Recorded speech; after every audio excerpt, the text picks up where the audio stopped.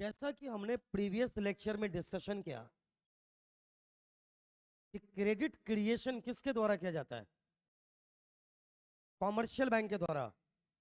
और credit control किसके द्वारा होता है? सेंट्रल बैंक के द्वारा, जिसका नाम क्या है? आरबीआई। हमारे देश के सेंट्रल बैंक का नाम क्या है? Reserve bank of India. अब रिजर्व बैंक ऑफ इंडिया क्या मैंने कहा, इस पे ऑलरेडी लेक्चर रिकॉर्डेड है, आप प्रीवियस लेक्चर में जाके कंफर्म कर लीजिए।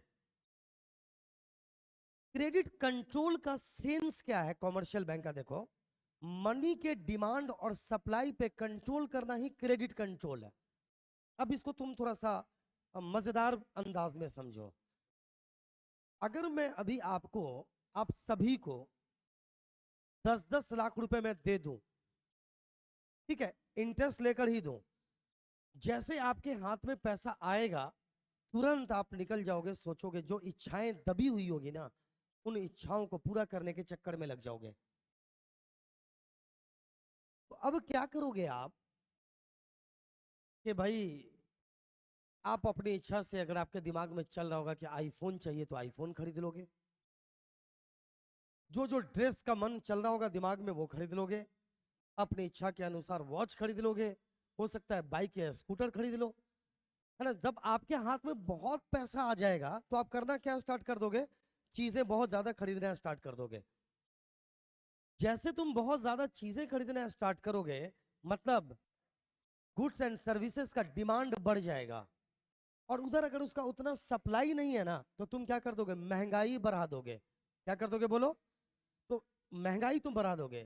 तो मार्केट में अगर लोगों के हैंड में बहुत ज्यादा पैसा आ जाएगा तो तुम क्या कर दोगे बताओ? तो लोग क्या कर देंगे? चीजों को, मतलब गुड्स एंड सर्विसेज को ज्यादा खरीदना स्टार्ट करेंगे। इसके चक्कर में जब गुड्स एंड सर्विसेज का डिमांड ज्यादा होगा और सप्लाई कम, दुकानदार क्या कर देंगे? प्राइस बढ़ाएंगे। प्राइस जैसे ही बढ़ाएंगे तो इन्फ्लेशन की स्थिति बन जाएगी। एम आई राइट? यस या नो? और इसके चक्कर में इकोनॉमी पे बहुत बुरा प्रभाव पड़ने वाला है। अब दूसरा एग्जांपल ले, अगर बैंक लोन देना एकदम से बंद ही कर दे,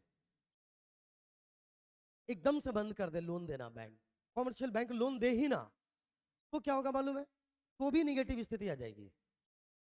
मतलब ये होगा कि भाई, अगर बैंक लोन ज्यादा दे रही है तो गड़बड़ हुआ, कम दे रही है बल्कि कहो कि नहीं दे रही है, तो एक आम आदमी के पास हाथ में पैसा रहेगा ही नहीं।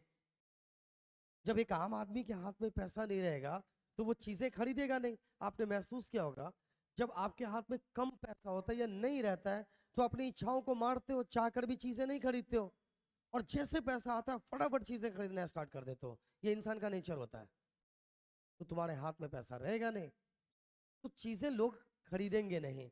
ऐसा नहीं जीरो हो जाएगा, कम खरीदेंगे। इससे क्या होगा? गुड्स एंड सर्विसेज का डिमांड ज्यादा नहीं होगा, सप्लाई हो जाएगा ज्यादा, डिमांड हो जाएगा कम। जैसे ही डिमांड कम होगा और सप्लाई ज्यादा होगा तो प्राइस हो जाएगा कम और चीजें सस्ती मिलने स्टार्ट हो जाएगी। तो ये हो जाएगा डिफ्लेशन। और इन्फ्लेशन और डिफ्लेशन दोनों इकोनॉमी के लिए खतरनाक है। यहां तक कि इन्फ्लेशन से ज्यादा खतरनाक क्या है? डिफ्लेशन। अगर आप सोच रहे हो कि चीजें सस्ती हो जाएगी तो देश के लिए भला हो जाएगा, जी नहीं। सबसे अच्छा सिचुएशन किसी इकोनॉमी के लिए होता है इन्फ्लेशन, वो भी रेंगते हुए पोजीशन में हो तो अब देखिए क्या है, अगर महंगाई बढ़ जाएगी तो बिजनेसमैन तो खुश हो जाएंगे, लेकिन जो सैलरीड पर्सन है वो परेशान हो जाएंगे। महंगाई घट जाएगी तो क्या होगा? सैलरीड पर्सन तो बहुत खुश हो जाएंगे, लेकिन गुड्स एंड सर्विसेज की दुनिया में काम करने वाले बिजनेसमैन, एंटरप्रेन्योर सब परेशान हो जाएंगे। तो हमें बैलेंस स्थिति बना के रखना है। तो आरबीआई क्या करती है, मतलब सेंट्रल बैंक क्या करती है? बैंक्स पे नजर बना के रखती है। बैंक पे क्या करती है? नजर बना के रखती है कि देखो, अगर आरबीआई को लगने लगेगा, आरबीआई को लगने लगेगा कि यार मार्केट में ना पैसा बहुत आ गया है,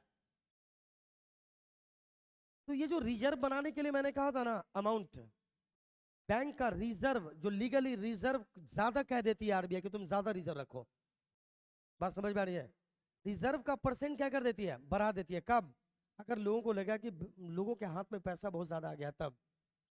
जैसे बैंक को बोलेगी, कॉमर्शियल बैंक को सेंट्रल बैंक के द्वारा कहा जाएगा कि तुम रिजर्व आप ज्यादा रखोगे, इसका मतलब उसके पैसे को ब्लॉक कर दिया। अगर मान लो एक एग्जांपल दे रहे हैं कि पहले हमने कहा 20% रिजर्व रखो। अच्छा एग्जैक्टली ये सारे रिजर्व्स क्या होते हैं, अगर इसमें जाएंगे तो तुम एक्चुअल मुद्दा ही नहीं समझ पाओगे, तो इसलिए मैं ओवरऑल समझा रहा हूं कि पहले बैंक को कहा गया कि तुम 20% रिजर्व रख के लोन बांटो। अब कहा जा रहा है मान लो कि 30% रिजर्व रख के लोन बांटो। तो पहले आप बैंक कितना लोन बांट सकती थी, कितना लाख, 8 लाख, और आप कितना बैंक लोन बांट सकती है, 7 लाख। तो उसको लोन बांटने की कैपेसिटी घट गई ना, इसका मतलब लोगों के हैंड में अब कम पैसा जाएगा और इन्फ्लेशन की स्थिति नहीं होगी। कंट्रोल का मतलब सिर्फ घटाना नहीं होता है, याद रखना। कंट्रोल का मतलब बढ़ाना भी होता है। मतलब क्या, अगर घट रहा है तो बढ़ा दो और बढ़ रहा है तो घटा दो, ये दोनों चीजें मिलाकर कंट्रोल कहलाती है। तो कंट्रोल में दोनों चीजें आती है। बढ़ गया, महंगाई बढ़ रहा है तो क्रेडिट घटाओ, और महंगाई अगर घट रहा है तो क्रेडिट बढ़ा दो। अब अगर ऐसा लग रहा है कि यार गुड्स एंड सर्विसेज का जितना डिमांड है उससे ज्यादा सप्लाई हो रहा है, मतलब कि जितना सप्लाई है उतना डिमांड नहीं हो रहा है, इसका मतलब लोगों के हाथ में पैसे की कमी है। अब हमें उधर भी कंट्रोल करना है।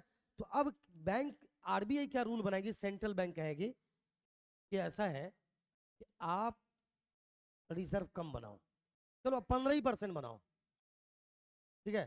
तो पहले कितना था, 20% में 2 लाख रिजर्व रखना पड़ता था, अब कितना रिजर्व रखना पड़ेगा, सिर्फ 1.5 लाख ना।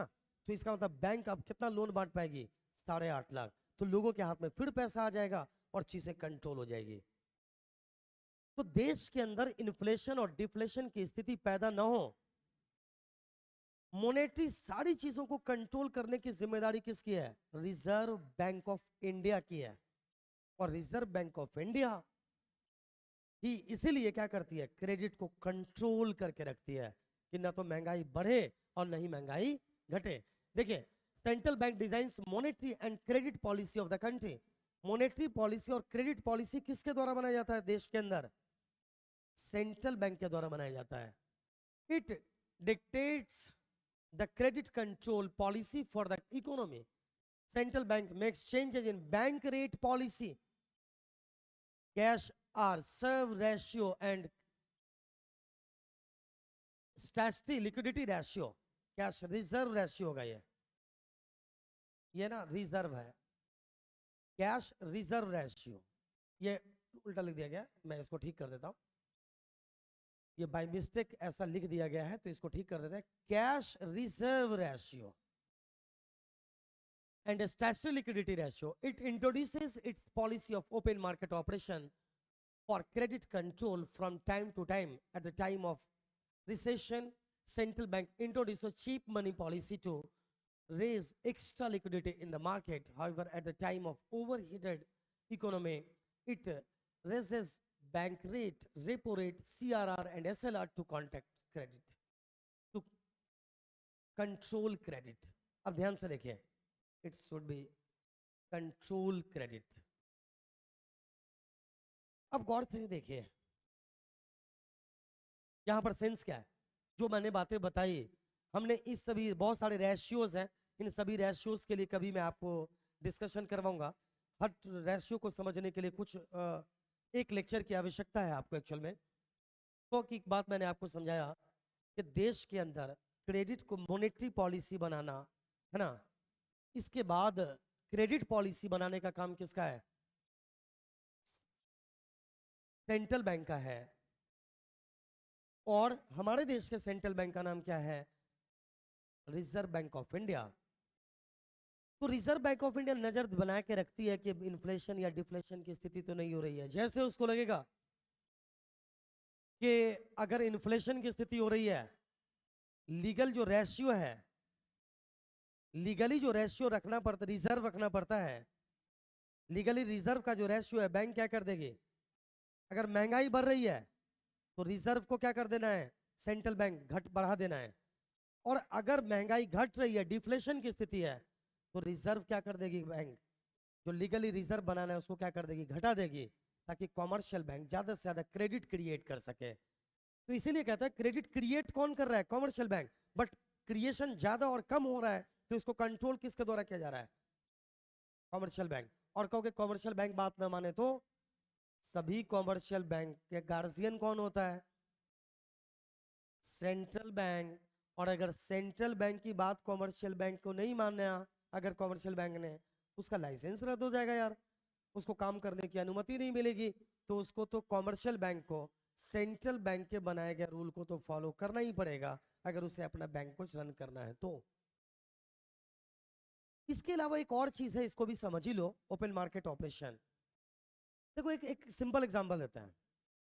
हमें लगता है ये बहुत मजेदार चीज है, तुम्हारे पास पैसा बहुत आ गया, तुम्हारे हाथ में पैसा बहुत है, बस हमने क्या किया, मैंने सोचा कि देखो हमने अपनी सिक्योरिटीज तुम्हें बेच दिया, मुझे तुम्हारे हाथ का पैसा खत्म करना है, कम करना है या खत्म करना है, घटाना है, तो मैं तुम्हें एक लालच दूंगा कि देखो ना मेरे यहाँ इन्वेस्ट करो, मेरे यहाँ क्या करो, इन्वेस्ट करो तुम अपना पैसा, हम तुम्हें ज्यादा रेट ऑफ इंटरेस्ट, हम तुम्हें रिटर्न ज्यादा देंगे।